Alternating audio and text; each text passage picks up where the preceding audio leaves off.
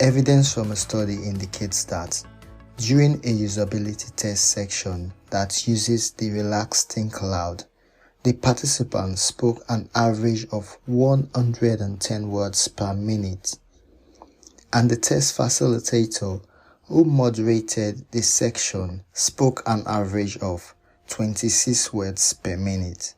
As a matter of fact, it is tempting to say a usability test that uses a relaxed think aloud method is like an interview.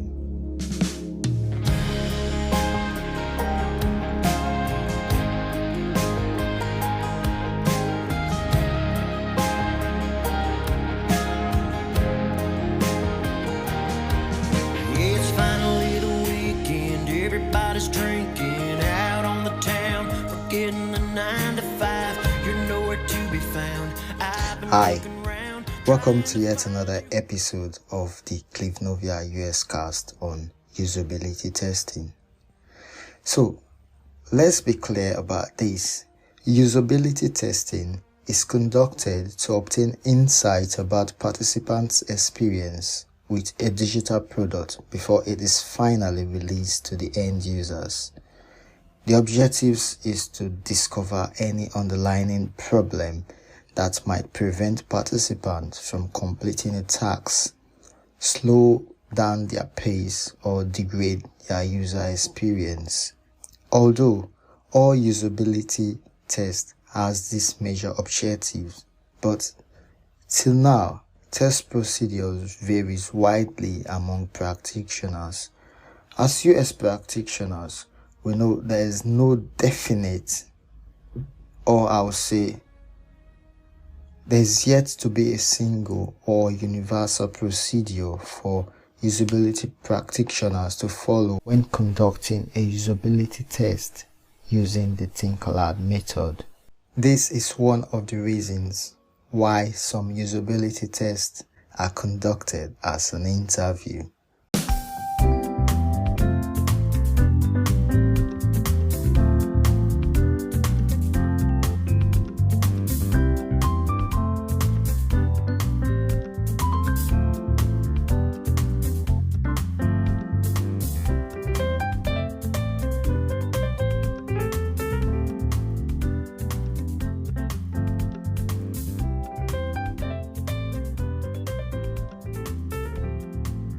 This episode is about the interactions between test facilitator and the participants. This often occurs in two major ways. Either the interaction between the test facilitator and the participants is kept to an absolute minimum, where participants are only given a neutral keep talking prompt when they fall silent for, let's say, 30 to 45 seconds, with no further prompt from the test facilitator, or a situation where the test facilitator frequently prompts the participants, which forces them to explain or assess their long-term memory that is leading them to provide speculations on account of their personal experience.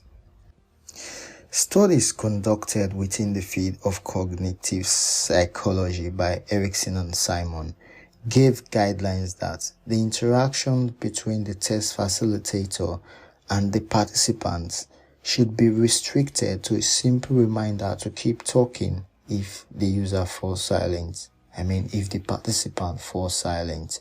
But in reality, most usability professionals relax this protocol.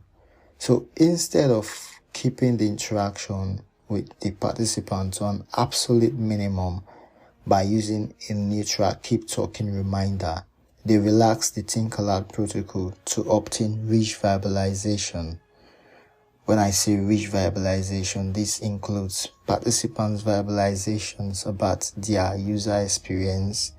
They sometimes give suggestions for redesign and explanation about their behavior.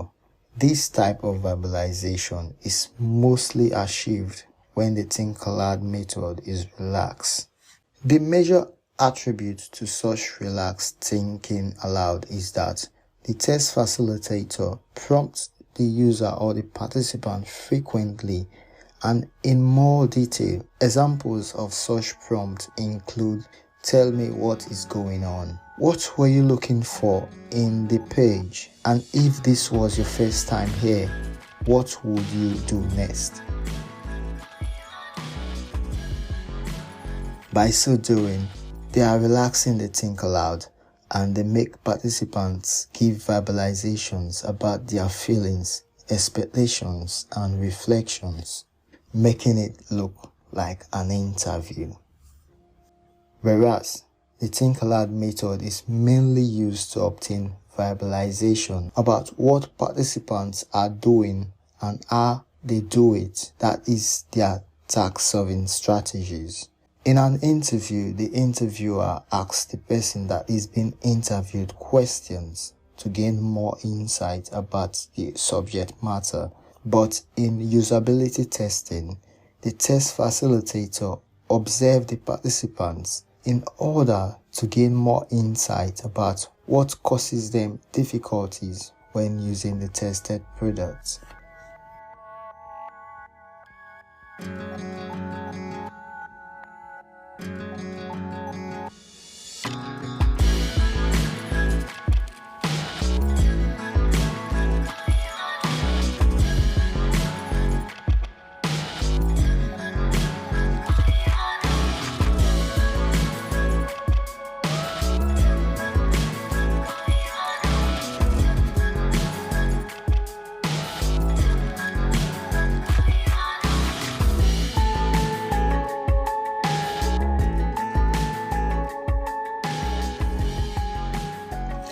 Yes, some situations call for use of an interview method, and usability practitioners should conduct interviews instead of transforming a usability test into what it's not. Welcome back. So that being said, for clarification purposes, it is important to maintain the difference between usability tests and interviews to create a clear message of what each method aims to accomplish. A usability test is a representation of real-world use of a product, which enables usability specialists to obtain information about participants' behavior and experience, whereas an interview is a structured conversation where one participant asks questions and the other provide answers. So, in a real sense, a usability test should not be conducted like an interview with the hope to gain rich verbalization by relaxing the think aloud method. Findings from a relaxed think aloud shows that participants took longer to solve tasks, navigated more from one page to another on the tested website, scrolled more on the individual pages, spent a large part of tasks on general distributed visual behaviors, and experienced higher mental workload. These findings implies that the richer verbalization of relaxed think aloud comes at an unwelcome cost.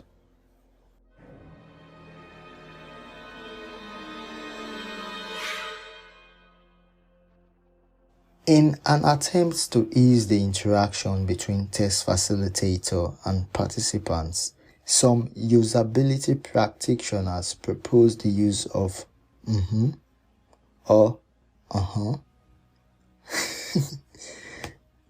yes, the use of or to encourage participants to give more details about their actions without explicitly directing the participants' attention to a specific action or objects on the tested product. So, how do we conduct a usability test using the classic think aloud, especially in this period of the coronavirus pandemic, where a test facilitator cannot be in the same room with the participants? That's a question I mean, that will be an answer for another day.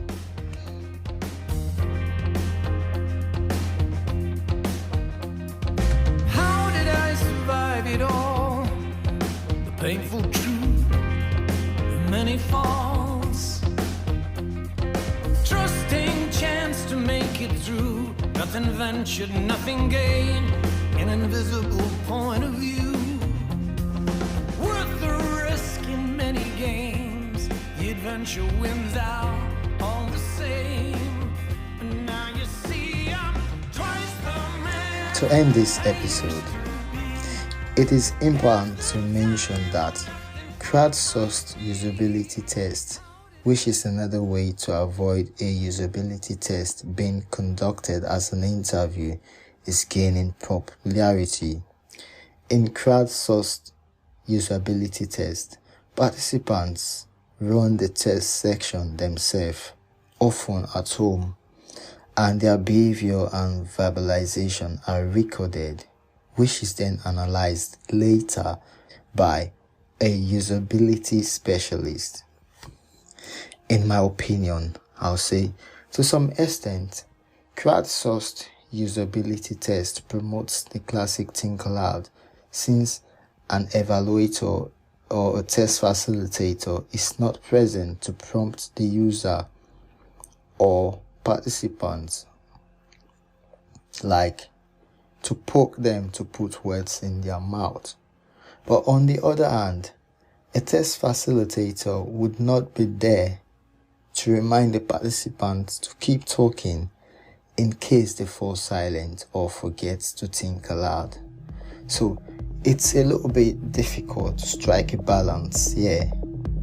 So one major objective of every usability test is to strike a balance between authentic and rich verbalizations.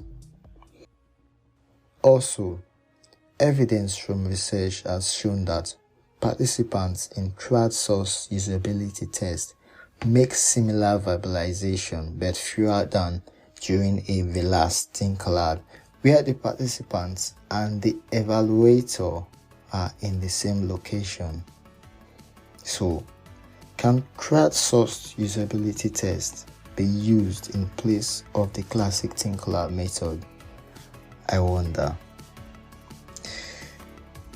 We'll talk more about that on our subsequent episode.